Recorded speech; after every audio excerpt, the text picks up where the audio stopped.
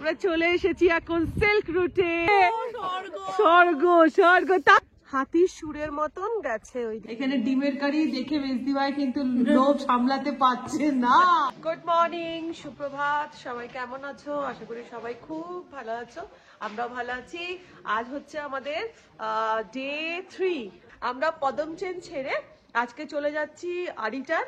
আর এই পদম চেন থেকে আরিটার যাওয়ার পথে আমাদেরকে আজকে সাইট সিন আছে, গলাটা আটকে যাচ্ছে। সাইট সিন আছে, সেটা হচ্ছে জুলুক যাব, নাথাং ভ্যালি যাব, কুপুপ লেক যাব, ওল্ড বাবা মন্দির যাব, থাম্বি ভিউ পয়েন্ট যাব। তো মোটামুটি 5খানা আমরা সাইট সিন আজকে দেখবো। আর তার সাথে দেখা যাক ড্রাইভার আর কোথায় দেখাচ্ছে না দেখাচ্ছে। আর এখন বেজে গেছে সকাল 7টা। ঠান্ডার প্রোটেকশনের জন্য সবাই কে কি পড়েছে খালি দেখে নাও। আজকে তো প্রচুর ঠান্ডা থাকবে, যে যত পেরেছে আজকে চাপিয়েছে। আর এখানে আমাদের টিম মেম্বাররা সবাই দাঁড়িয়ে রয়েছে। এখানে ম্যাগি আমাদের সার্ভ করা হচ্ছে, গরম গরম ম্যাগি। চলো চলো চলো চলো চলো চলো চলো চলো। কেন স্যুপ করে না রে এরা? ম্যাগি শুকনো শুকনো ম্যাগি করে দেয়। পাহাড়ি জায়গায় বেড়াতে হলে ঠান্ডার ম্যাগিটাই ভালো লাগে কিন্তু খেতে।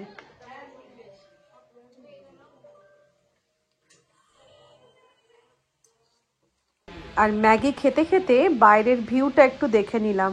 ঝকঝক করছে রোদ্দুর আকাশে, দেখো পাহাড়ের খাঁজে কি ভালো লাগছে। এবার আমরা পাহাড় অতিক্রম করে বাই বাই পদম চেন করে চললাম।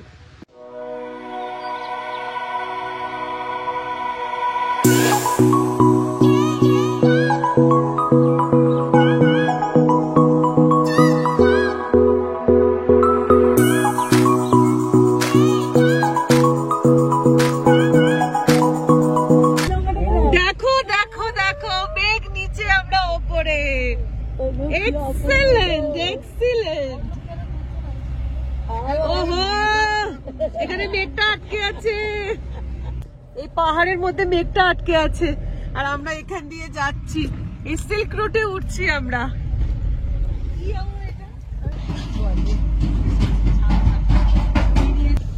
এক পাশে মেঘ, এক সামনে কাঞ্চনজঙ্ঘা, আর মধ্যিখানে আমরা যাচ্ছি।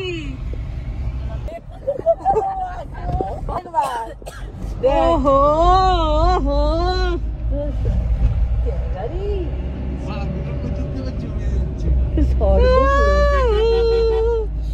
কি দেখছি কি দেখছি।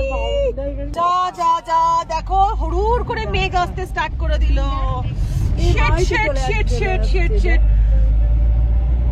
ভগবান মেঘটা না আসুক, আমরা রুটটা একটু দেখে নি।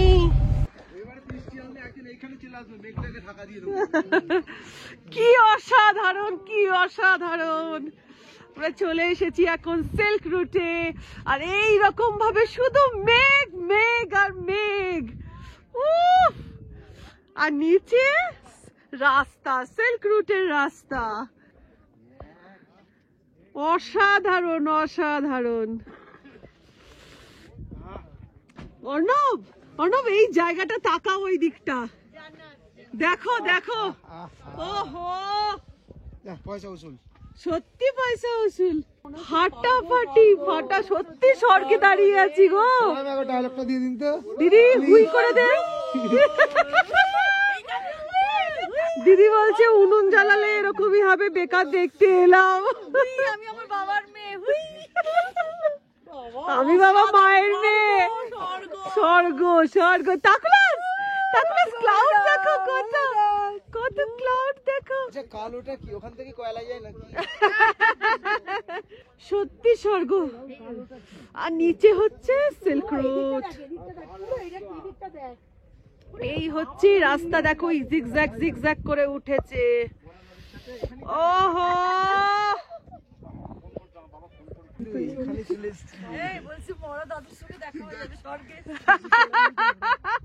কি গো, কেমন কেমন লাগছে? লা লা লা লা লা লা লা। আহা, আর এই পাশে হচ্ছে কাঞ্চনজঙ্ঘা। আহা, স্বর্গ, পুরো স্বর্গতে আছি এখন এই মুহূর্তে। সবাই মিলে টিঙ্কু একটু আশীর্বাদ করে দাও আরো ভালো থাকুক, সুস্থ থাকুক। তাহলে তো আমাদের নিয়ে আসবে আরো। স্লিপিং বুদ্ধটা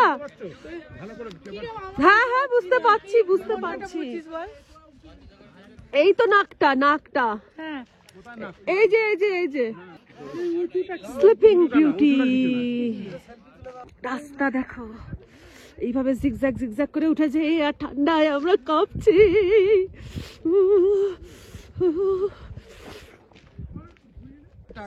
কেমন লাগছে? দারুন পাগল হয়ে যাচ্ছি না? হ্যাঁ উহ, এই ওইখানে কি করে যাচ্ছে?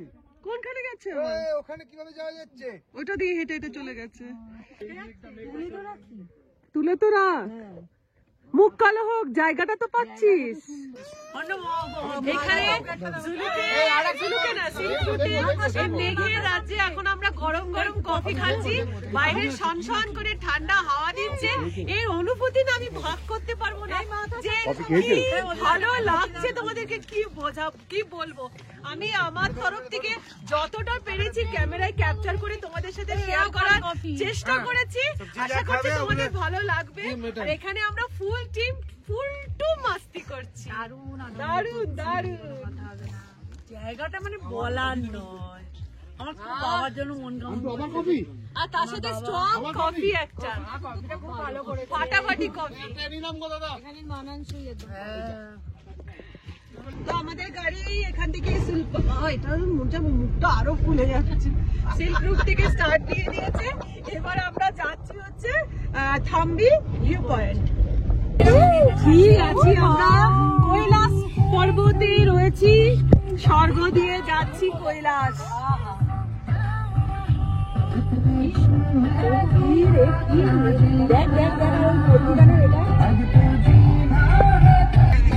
দেখো ইয়ার করছে আমি অনেক ইয়ার দেখো ইয়ার দেখেছো ইয়ার নাথাং ভ্যালি। এখান থেকে কিন্তু এখানে পুরো চতুর্দিকে বরফ পড়ে আছে অল্প অল্প করে, দেখাচ্ছি তোমাদের। আর আমরা আগের বার যে জায়গাটায় এসেছিলাম নাথাং ভ্যালিতে এসে স্টে করেছিলাম সেই জায়গাটা দেখাই। এই যে গ্রামটা দেখছো এইখানে আমরা স্টে করেছিলাম এইখানে। তবে এবারে আমরা নাথাঙে স্টে করব না, আমরা এখান থেকে দেখে বেরিয়ে যাব। আর রাস্তায় কিরকম বরফ পড়ে আছে দেখো। আয় বরফ ছুড়বো।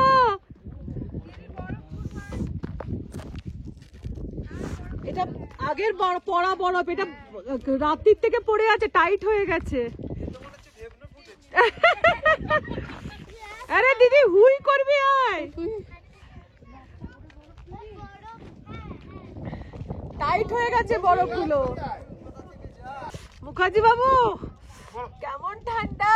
250 টাকা মাল, 200 টাকা মাল, 200 টাকা জ্যাকেট পরে 200 টাকা মাল, 200 টাকার জ্যাকেট পরে কাটিয়ে দিল মুখার্জি বাবু পুরো ঠান্ডার জায়গাটা। না কোট, না উলিকট, না জ্যাকেট, কিছুই নয়। বয়সটা কম হলে এটা সম্ভব, সেই বয়স কম হলেই সম্ভব এটা। বাচ্চা ছেলে 22 বছর বয়স মাত্র। সেই শুয়ে পড় দিদি রে, বরফ ছুটছে, হাত কেটে গেল ওই জন্য।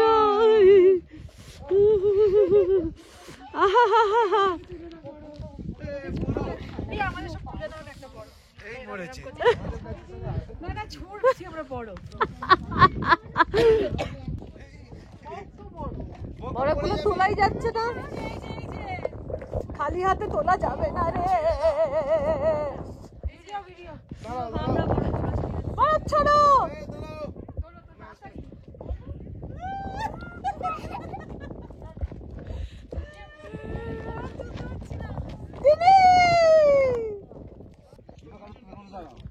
এই জায়গাটা কি কোন জায়গা? নাথাং ভ্যালি। নাথানজলি, নাথানজলি নয়, নাথাং ভ্যালি। Nathan valley. ঠান্ডা লাগছে রে। খুব বেশি হাঁটাচলা করো না। না বেশি হাঁটাচলা করো না। হ্যাঁ নিঃশ্বাসে প্রবলেম হবে, ওই জন্যই বলছি। राजू ए भाई नेक्स्ट कहाँ जाएंगे? बाबा मंदिर, ओल्ड बाबा मंदिर। ओके मंदिर जाएंगे। उसके बाद कुपुप लेक बोलता है। हाँ क्या बोलता है? और एलिफेंट लेक। Elephant lake. उसके बाद वापस ओ अरिटार। हाँ। ओके एलिफेंट सुर वाले एलिफेंट ना अरे एलिफेंट के जैसा देखने में है।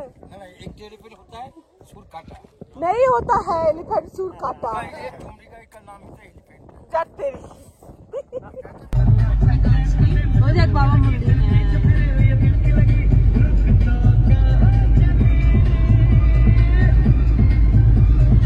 এখন আমরা চলে এসেছি কুপুপ লেক।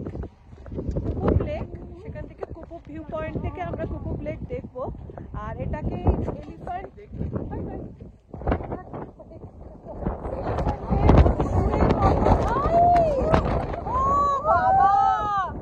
বিশাল জোর হাওয়া আর ঠান্ডাও তেমন সাংঘাতিক। এই হচ্ছে কুপুপ লেক। হাতির সুরের মতন গেছে ওইদিকে, হাতির সুরের মতন ওইদিকে গেছে। এটা হচ্ছে লেকটা। আর এরকম ভাবে চারদিকে পাহাড়ে ঘেরা, মধ্যখানে হচ্ছে কুপুপ লেক। হ্যাঁ কোনটা? আমি এটাই বলছিলাম বারবার। এই যে ওই যে সাদা মতন দেখতে পাচ্ছ না, দেখতে পাচ্ছ ওই যে সাদা ছোট্ট মতনটা, এই যে এখানে। হ্যাঁ ওটা ওটা হচ্ছে চায়না। হ্যাঁ হ্যাঁ হ্যাঁ হ্যাঁ ওইটা চায়না, ওই পাশটা চায়না। এখানে বেশিক্ষণ দাঁড়ানো যাচ্ছে না, মাঝে মাঝে সনসন করে বরফের ঝড় এমন উঠছে আমরা দাঁড়াতে পারছি না, লিটারালি আমাদের হাওয়ায় ঠেলে দিচ্ছে। সেজন্য এবার আমরা গাড়িতে সোজা উঠে যাব, উঠে সোজা যাব হচ্ছে বাবা মন্দির, ওল্ড বাবা মন্দির। ঝড়টা কেমন এলো বাপরে! কোন জায়গা? এটা হচ্ছে কুপুপ লেক। কুপুপ লেক। হ্যাঁ আমাদের এখনের গন্তব্যস্থল হচ্ছে ওল্ড বাবা মন্দির। সিকিমের এই রুটে বেড়াতে গেলে বাবা মন্দিরে 12 মাসই পর্যটকের ভিড় লেগে থাকে। মন্দির ঠিকই, কিন্তু এখানে কোনো ঈশ্বরের বাস নেই। তিনি কিন্তু না থেকেও রয়েছেন। তিনি এখনও পাহারা দিয়ে চলেছেন দেশের সীমান্ত, এমনটাই বিশ্বাস করেন ভারতীয় সেনারা। তিনি হলেন বাবা হরভজন সিং। আর এই মন্দিরটি বাবা হরভজন সিং এর স্মৃতি উদ্দেশ্যে তৈরি করা হয়েছে। বাবা হরভজন সিং 1965-এ 19 বছর বয়সে ভারতীয় সেনা পাঞ্জাব রেজিমেন্টে তিনি যোগ দেন। 1968 সালে 22 বছর বয়সে হরভজন সিং কর্মরত ছিলেন নাথুলায়। ওই বছরই অক্টোবরে প্রাকৃতিক দুর্যোগের মধ্যে বাবা হরভজন সিং রওনা দিয়েছিলেন আউটপোস্টের পথে, কিন্তু শেষ অবধি তার গন্তব্যে পৌঁছননি। টানা 3 দিন তার খোঁজ চালানোর পরেও হরভজন সিংয়ের কোনো সন্ধান পাওয়া যায়নি। তারপর শোনা যায় তিনি এক সেনা জওয়ান প্রীতম সিংকে স্বপ্ন দেখা দিয়েছিলেন এবং বলে দিয়েছিলেন তার দেহ কোথায় পাওয়া যাবে। শোনা যায় হরভজনের বলে দেওয়া জায়গাতেই তার নিথর দেহ পাওয়া যায়। তারপর পূর্ণ সাময়িক মর্যাদায় তার শেষকৃত্য সম্পন্ন করা হয়। শোনা যায় মৃত্যুর পরও নিজের কর্তব্য তিনি পালন করে চলেছেন। নাইট ডিউটি থাকা কোনো সেনা জওয়ান যদি ঘুমিয়ে পড়ে তাকে চড় মেরে তিনি জাগিয়ে দেন।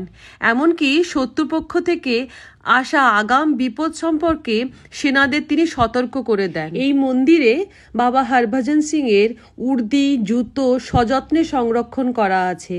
তার জন্য বিছানাও তৈরি করা রয়েছে। নাথুলায় কর্মরত সেনা জওয়ানদের দাবি সেখানে মাঝে মাঝে হরভজন সিং বিশ্রাম নেন এবং বিছানা এলোমেলো হয়ে যায়।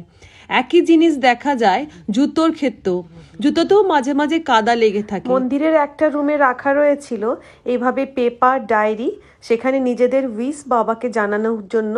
তো আমরা যে যার মতন করে নিজেদের উইশ লিখে দিয়ে বাবা মন্দিরকে বাবাকে স্মরণ করে বাবাকে প্রণাম জানিয়ে আমরা আবার নিচে নেমে এলাম। আর এই বাবা মন্দিরে প্রসাদ হিসেবে সৈনিকরা আমাদের হাতে তুলে দিল 1 মুঠ করে কিশমিশ। এখন এখানে কিশমিশ প্রসাদ দেওয়া হয়।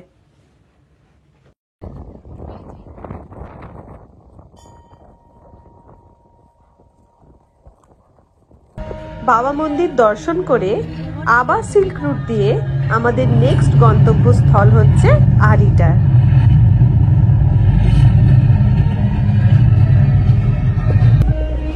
এখন যে ছোট্ট এই পাহাড়ি গ্রামটা আমরা ক্রস করছি, এই গ্রামটার নাম হচ্ছে জুলুক।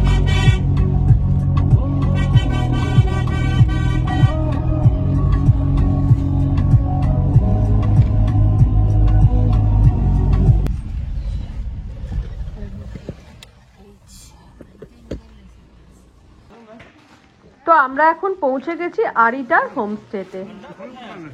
ঠান্ডা আছে তো,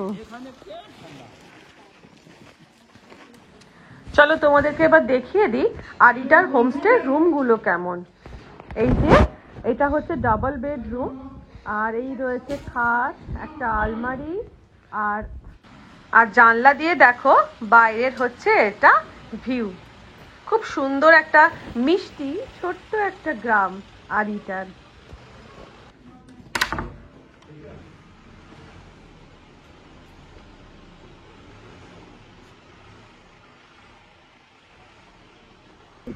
সিকিম না, এখানে তোর একটা প্লাস্টিক ফেলার উপায় নেই, তো এই জন্য পরিষ্কার ক্লিন। আমাদের সমস্ত ঘুরতে ঘুরতে ঘুরতে ঘুরতে 4টে বেজে গেল হচ্ছে আরিটার ঢুকতে। এবারে এক পেট প্রত্যেকে খিদে নিয়ে এখন আমরা বসে পড়েছি খেতে। আর এবারে চলে আসছে এই যে গরম গরম খাবার। এই একটা বাচ্চা 4টেই ভাত তাই তাই, 3টেই ভাত তাই তাই, রাত্রির বেলা যটাতে খুশি শোয়া, কোনো ব্যাপারই নয় না। এই একটা বাচ্চা, আমাদের সুবাচ্চা কই, সুবাচ্চা কই। কি তোরা দুজন খাবে না? মঙ্গলবার বলে ডাল ভাত, বাইরে বেরিয়েও কি জ্বালা। এখানে ডিমের কারি দেখে মেজদি ভাই কিন্তু লোভ সামলাতে পারছে না।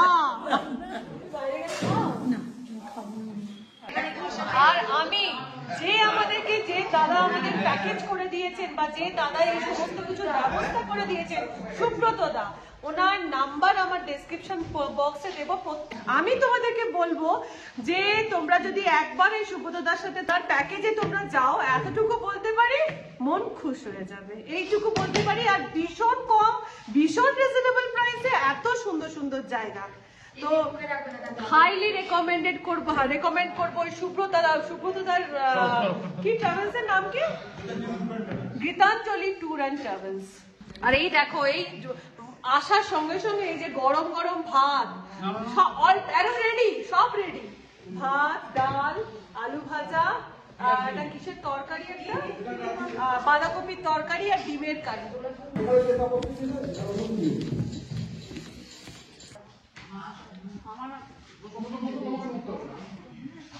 বাঁধাকপির তরকারি।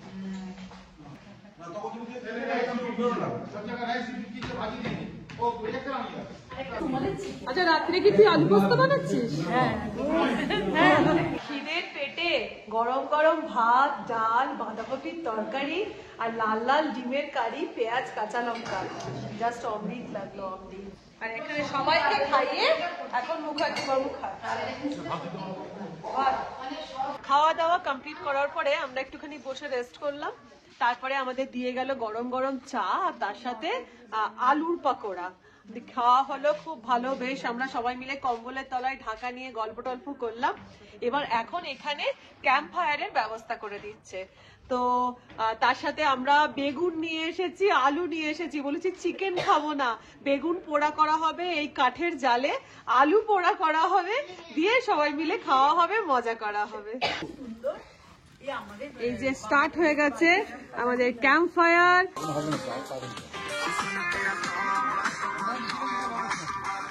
আমাদের ক্যাম্প ফায়ার কমপ্লিট হয়ে গেছে। এবার আমরা ডিনারে বসে পড়েছি। এই যে চলছে এখন ডিনার। আর ডিনারে আমাদের আজকে মেনু হচ্ছে, দিদি বানালো এই যে গরম গরম আলু পোস্ত, তার সাথে চিকেন আর ভাত, আজকে পুরো জমিয়ে।